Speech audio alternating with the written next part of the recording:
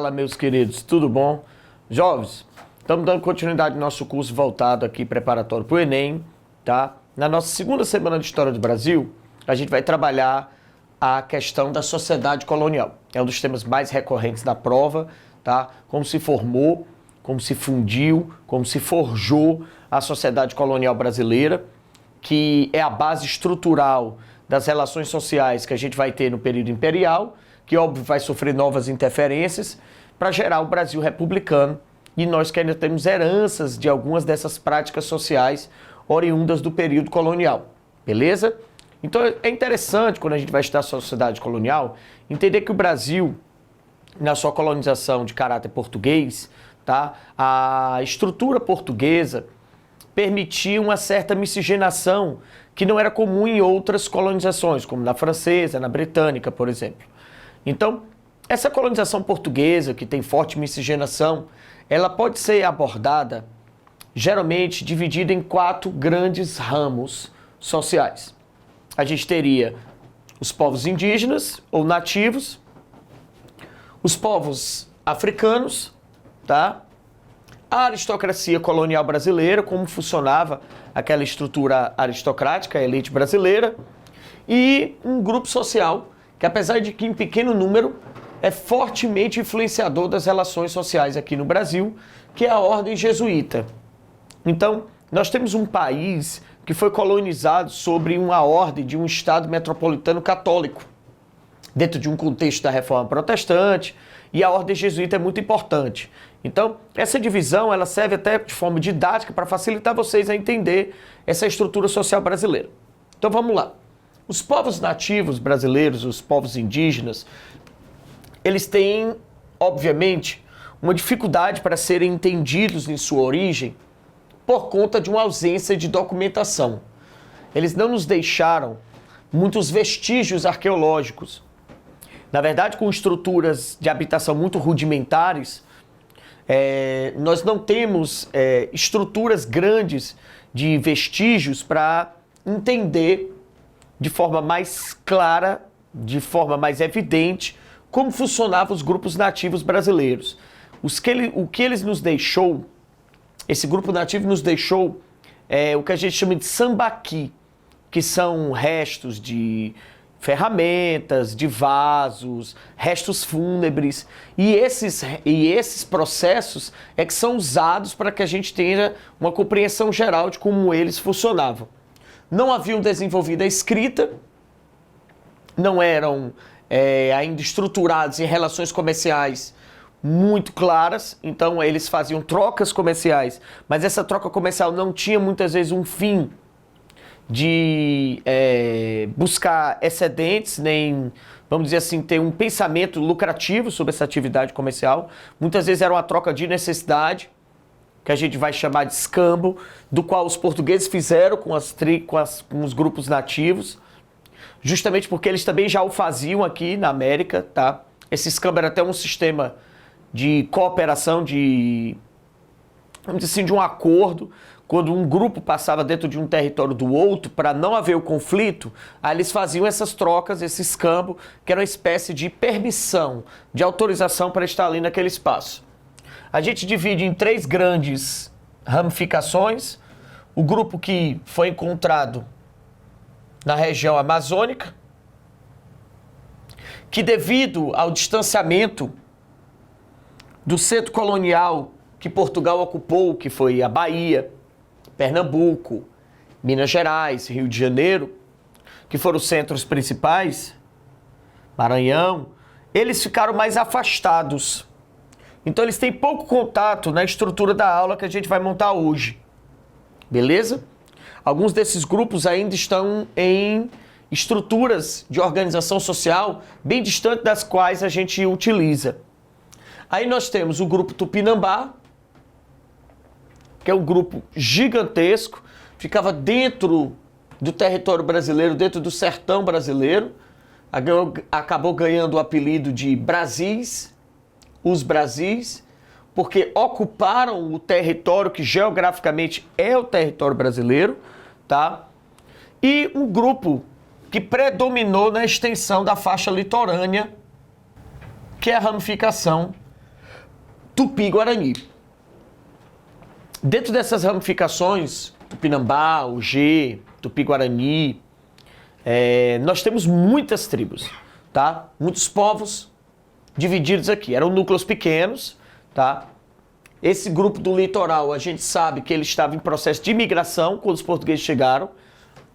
E essa migração, a gente chama, ela foi provocada por guerra, que a gente chama de Guerra dos Bárbaros. A guerra entre os índios do grupo do sertão, os Brasis, contra esse grupo que foi expulso para o litoral. Guerra simples da gente entender: espaço, rio, comida, a cobertura vegetal. O Brasil era formado por uma Mata Atlântica na extensão próxima ao litoral, e a Mata Atlântica ela tem uma cobertura vegetal que protege a sociedade. Então, essa condição de ele ir para o litoral quer dizer que esse índio ele está enfraquecido. Ele é um grupo que está fragilizado, tá? Em relação a esse outro grupo aqui, que é muito mais protegido e provavelmente melhor estruturado nas relações militares. Talvez em maior número, mas ele era mais organizado militarmente, tá? As diferenças de equipamento que era usado de guerra, de arco e flecha, lanças, com acréscimos de veneno, né, nas pontas dessas lanças, era basicamente usada pelos dois grupos. Então, provavelmente o grupo Tupinambá, ou ele era melhor preparado, melhor induzido para o combate desde pequeno, porque cada um tinha sua função, ou era pela condição de que ele era em maior número. A verdade é que o grupo Tupi-Guarani que foi encontrado na faixa litorânea, que o português vai fazer escambo, ele está desprotegido, fragilizado, e o escambo é uma dessas consequências. A relação que ele faz com o europeu de escambo é justamente por causa da fragilidade dele, ele está procurando auxílio. Alguns historiadores interpretam, tá? Principalmente na nova história, né, com as novas análises de documentos, de dados, de que esse grupo indígena viu no português, viu no europeu, uma possibilidade de aumentar o seu núcleo militar. Inclusive, quando ele teve acesso àqueles novos equipamentos bélicos, né, que a Europa tinha, que eles não têm, como a pólvora, eles poderiam usar isso para derrotar finalmente os índios do sertão. Mas o europeu não vai ver dessa forma, né? O escambo não é entendido pelo europeu como uma condição de que eu estou fazendo uma troca, um pacto. Mas muito se acredita que o grupo Tupi-Guarani, o grupo do litoral, está fazendo o escambo como uma espécie de pacto. Um pacto militar entre os europeus e eles. Eles cedem a moradia, eles cedem comida. Muitas vezes as tribos cediam até as esposas, tá? Para que os portugueses tivessem relações. Isso quer dizer que eles estavam montando a estrutura pensando na condição de se aliar ao português para atacar esses índios do sertão. Uma interpretação que está cada vez mais ganhando força, tá? Nas correntes hoje de estudo sobre a população indígena. A gente sabe que eles não tinham organização de Estado, nem propriedade privada, tá? Então eles não têm uma noção de organização estatal. Você não pode nunca comparar a figura do pajé e do cacique com a de uma figura política padrão, como um rei. Na verdade, eles são... O grupo se divide por condição de gênero, os homens e as mulheres fazem funções diferentes, e por faixa etária. Então, as crianças, os adultos e os idosos têm funções distintas. E na sociedade nativa brasileira, as crianças têm menos respaldo social de importância.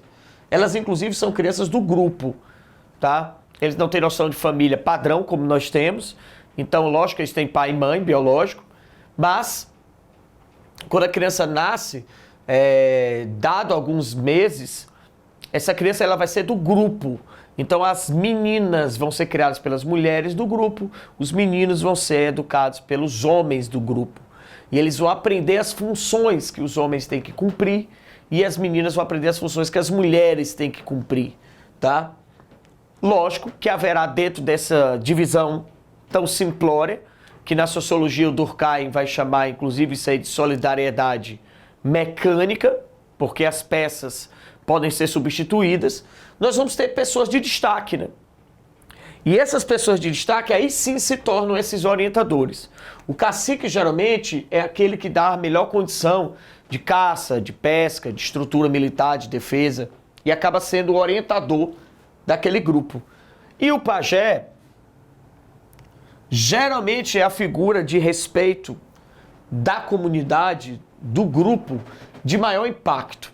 Geralmente o pajé não só passou por todos os rituais, mas ele geralmente é responsável por guardar, propagar, ensinar a questão dos rituais de cura, os rituais de dança, da comida, tá? E isso é muito importante para a comunidade nativa que habitava a América, porque as relações sociais estavam muito ligadas a esses rituais. Então eles tinham um ritual para comer, tá? E eles tinham um ritual para ir para a guerra, um ritual para dividir o que conquistavam.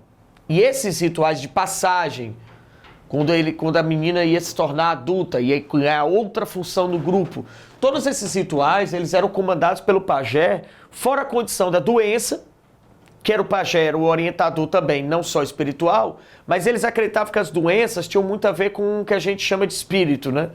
Então, as doenças atingiam ele não só a questão física, mas atingiam também espiritualmente a mentalidade da comunidade indígena. Então, o pajé tinha um papel, a cura não era só o chá. A cura é o método como esse chá é usado. Esses curandeiros que até hoje são presentes na sociedade brasileira e que sofrem até hoje, tá? O preconceito por ser uma herança indígena, há uma desconfiança muito grande por parte do uso de medicamentos, né, de origem fitoterápica. Não é a questão de você comprar o chá, que muitos desses produtos hoje estão sendo comercializados. Mas a questão é que não é o uso do chá, é a maneira como o chá é usado. Aí entra o pajé, que tem um ritual, tem a fala, tem a dança.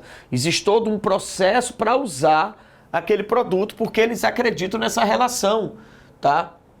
Da doença estar ligada a uma condição espiritual. Viviam em habitações muito simples, geralmente uma oca.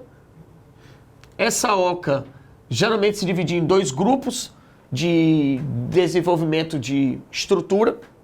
Ou era uma oca central, um barracão central, onde todos ficavam aqui. Ou essas ocas circundavam um espaço onde o índio fazia uma queimada para afastar os animais e também para abrir a mata, porque aí fica mais fácil ele observar se um outro grupo está se aproximando dele. E eles ficavam nesse barracão central para fazer as festividades e os rituais principais, tá? Já haviam desenvolvido técnicas agrícolas, já se sabia se produzir aqui farinha, tá? De mandioca, aqui nós produzíamos feijão, tá?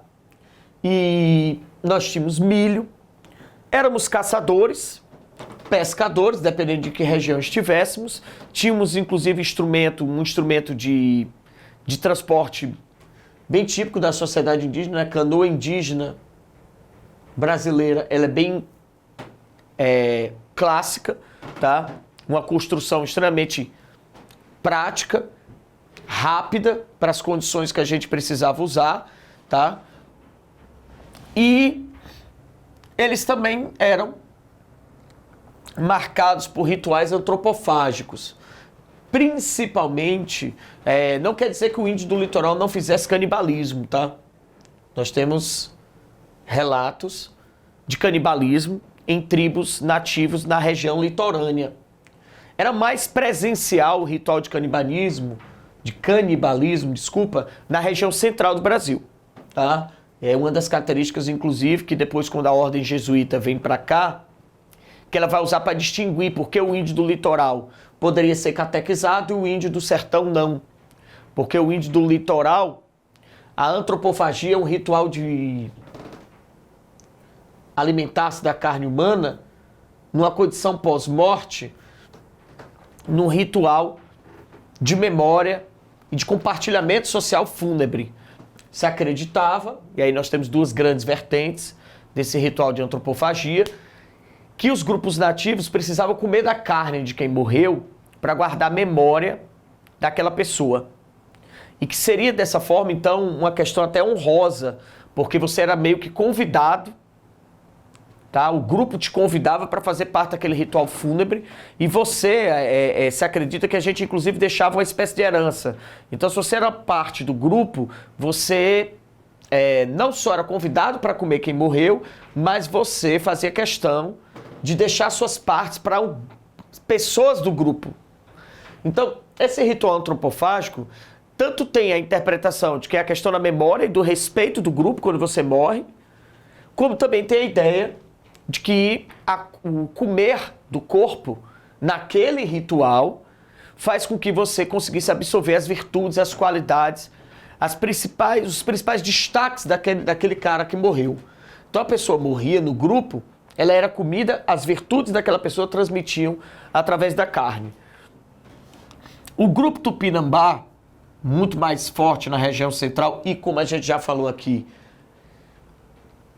provavelmente em maior número na condição militar, com equipamentos militares ou com treinamento militar melhor, tomou posse dessa região do sertão, e é bom lembrar que quando a gente fala do sertão, não pense Caatinga, mas pense a mata brasileira, é você ir além da fronteira do Tratado de Tordesilhas. Isso facilita para você entender o que quer dizer o sertão, tá? É aquilo que está próximo ou dentro dessa faixa aí do Tratado de Tordesilhas, bem aqui, ou entrando no lado espanhol. Esse grupo, ele deu muito mais, ofereceu muito mais resistência à colonização portuguesa do que o grupo Tupi-Guarani. Muitos acreditam, como eu já disse, que o grupo Tupi-Guarani, ao realizar o escambo, pensou estar fazendo aliança com os portugueses. Que não foi assim que os portugueses interpretaram, tá? E mesmo que tivessem interpretado que era uma possível aliança, quando viram o embate com os índios Tupinambá, eles preferiram escravizar os índios do que entrar diretamente nesse confronto. Porque a própria localização onde o índio Tupinambá ficava dificultava bastante a presença dos portugueses em larga escala. A mata brasileira é de difícil acesso, tá? A cobertura vegetal deixava ele desnorteado, ele não sabia em que tempo de caminho ele tinha que seguir, tá? Era difícil entrar dentro do território brasileiro. E nós vamos ter, nesse contexto de contato com os povos nativos, obras de relatos de viajantes. O mais interessante desses relatos talvez seja do Hans Staden, que foi um viajante europeu que esteve aqui e que relata a sua interpretação sobre os rituais que ele presenciou de canibalismo e antropofagia aqui. E baseado nos relatos dele, a gente vai ter uma obra do Theodore de Bry, que é uma das obras que podem ser cobradas na prova de vocês, é uma das obras mais simbólicas da estrutura colonial da América. Um holandês, na época do Renascimento, as influências dos traços são bem do Renascimento, sobre como funcionava essa prática do canibalismo de antropofagia aqui no Brasil. Só que a obra tem uma coisa importantíssima.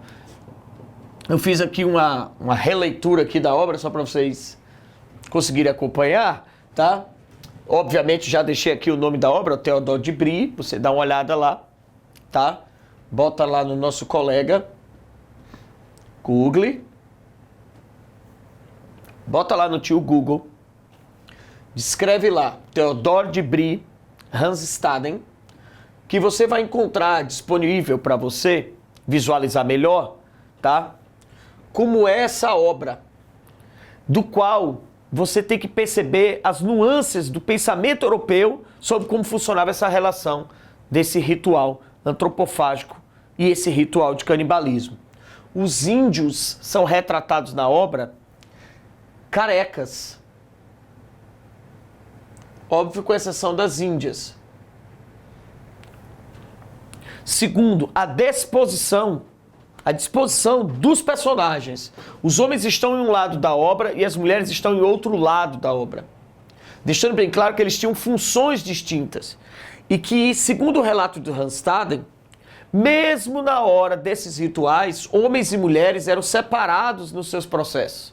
Então as mulheres ficavam em um grupo, os homens em um outro, se alimentam de pedaços da carne diferentes. A obra, inclusive, mostra que a criança retratada, ela está comendo um pedaço como se fosse de uma mão, porque no relato dos viajantes que presenciaram esses rituais, eles notaram que as carnes mais nobres do corpo eram dadas aos adultos, aos mais importantes do grupo, e que as crianças ficavam com as partes menores, como dedos, orelha, tá? Que é o que ele mostra na gravura. Fica bem claro o horror desse processo quando você vê aqui o personagem europeu do Randstaden lá atrás, presenciando, né, a morte de um aventureiro europeu comido aqui pelas tribos. E principalmente quando eu disse que os homens estavam ausentes de cabelo, você precisa entender que para o mundo das gravuras, da arte, na época do Renascimento, o homem que não tinha cabelo, ele tinha uma referência a como se fosse um homem demônio. Então a ideia de colocar o índio como um demônio, do qual, inclusive, vai ser a grande discussão filosófica do processo da catequese aqui. Quando a ordem jesuíta vem para cá, tá? Ela vem com a função de fazer a catequese, que é a conversão, né? E aquele grupo que será convertido serão os gentios. Haverá uma justificativa de que o índio que aqui habitava, o nativo que aqui habitava, ele era selvagem pelas condições do meio. Não há naquele momento esse pensamento chamado determinismo, mas é sim um princípio que lembra essa condição de determinista. E por ele estar no meio selvagem, ele está selvagem, mas poderá ser salvo pelo processo da catequese. Então, a concepção da ordem jesuíta de Inácio Loyola, quando vem à América para a catequese, é que é possível converter esse índio e tirá-lo da condição de selvageria. Para isso, ele vai precisar passar pela catequese com o batismo, todos os sacramentos, tá? Batismo, Eucaristia. O índio depois vai ser ensinado, tá? A questão do casamento. E esses sacramentos que vão sendo introduzidos na sociedade colonial, esse contato vai criando uma série de novas relações. A igreja, aqui no Brasil, não conseguiu fazer com que a catequese acontecesse no padrão que acontecia na Europa. Então é muito importante lembrar que no Brasil a igreja não conseguiu romanizar a sociedade. A romanização é tentar copiar o modelo da Igreja Católica Apostólica Romana, assim como acontecia na Europa. Aqui no Brasil nós vamos ter várias adaptações desse modelo. Uma dessas adaptações começa logo no processo da catequese, que quando os jesuítas vêm para cá para fazer a catequese, e os jesuítas são figuras que foram preparadas para fazer esse processo, são pessoas que têm uma condição de educação voltada para isso, eles tiveram dificuldade de comunicação com os grupos nativos. Então acabaram adotando uma língua que nem era o tupi-guarani e nem era o português. Cria-se o nome de língua geral, o nome correto seria Nhencatu. Isso, inclusive, se estendeu até a vinda da família real ao Brasil, em 1808, quando, oficialmente, já tinha sido tentado por Marquês de Pombal, oficialmente, mas é somente com a vinda da família real, principiada pelo Marquês de Pombal, que a gente vai adotar a língua portuguesa no Brasil. A gente adotava uma língua geral, porque havia dificuldade de comunicação, o português que vinha para cá também não era uma figura que era letrada, e todas essas relações de ausência de escolas, que agora quando o jesuíta chega que surgem as primeiras escolas.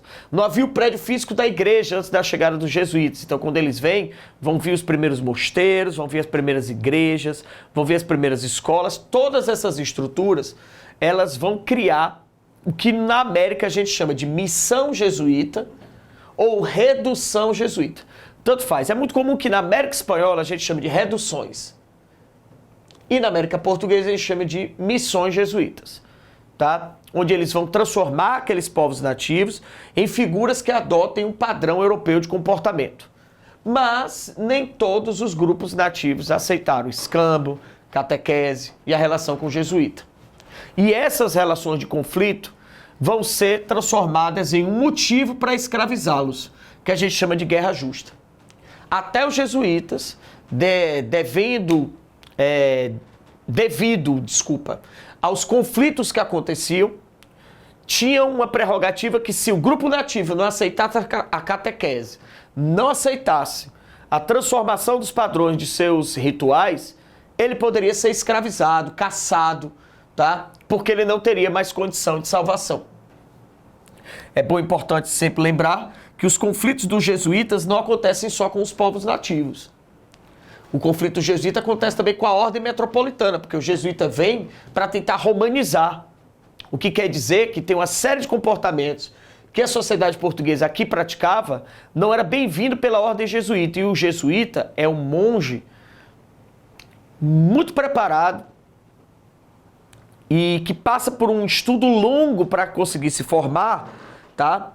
Vindo do clero regular, extremamente metódico, ele não vai ser uma figura de fácil condição de, vamos dizer assim, de distorção dos seus objetivos. Se o jesuíta vier para cá para fazer a catequese, ele vem fazer a catequese. Se ele vem para construir a missão jesuíta naquela comunidade, ele vai construir, a não ser que você o mate. Então, muitas vezes havia um confronto entre a ordem jesuíta e o que a metrópole portuguesa queria, porque eles não queriam que fossem escravizados todos os índios, eles queriam as crianças para catequese. Os portugueses se incomodavam, porque acreditavam que isso estava atrapalhando o processo de produção, está diminuindo o uso da mão de obra, tá? O caso mais impactante desse conflito entre a ordem jesuíta e a metrópole foi a guerra que a gente chamou de guerras guaraníticas. No sul do país, havia uma missão chamada Sete Povos das Missões, que a ordem jesuíta espanhola havia construído e que a Espanha e Portugal trocaram em mapas territoriais esse território. Esse território inicialmente era da Espanha. Em troca de Sacramento, Portugal troca Sacramento por Sete Povos das Missões. Sacramento passa a ser da Espanha e Sete Povos das Missões passa a ser de Portugal. E quando há esse acordo, tá, no Tratado de Madrid, os jesuítas não aceitam a ordem portuguesa de querer controlar Sete Povos das Missões. Era na época, inclusive, a administração do Marquês de Pombal, que queria a administração laica. Já é outro motivo de haver confronto com os jesuítas. E os jesuítas se colocaram militarmente para enfrentar a ordem metropolitana, foram derrotados, vão ser expulsos oficialmente do Brasil, tá? Então eles têm muitas dificuldades para colocar a colonização aqui no padrão de romanização como eles um dia idealizaram. Não tivemos Tribunal da Inquisição no Brasil, mas tivemos visitação do Tribunal da Inquisição. O Tribunal da Inquisição visitou o Brasil em 3 situações distintas e toda vez que visitou, nessas visitações, pessoas foram levadas para serem condenadas na Europa, acusadas de heresia, tá? Acusadas de bruxaria, tá? Então, a gente já viu aqui na nossa aula a questão dos povos nativos, vimos aqui a presença da ordem jesuíta. Vamos dar um intervalozinho para você tomar aquela água, ir no banheiro, tomar um cafezinho, tá? E a gente volta muito rápido. Vai!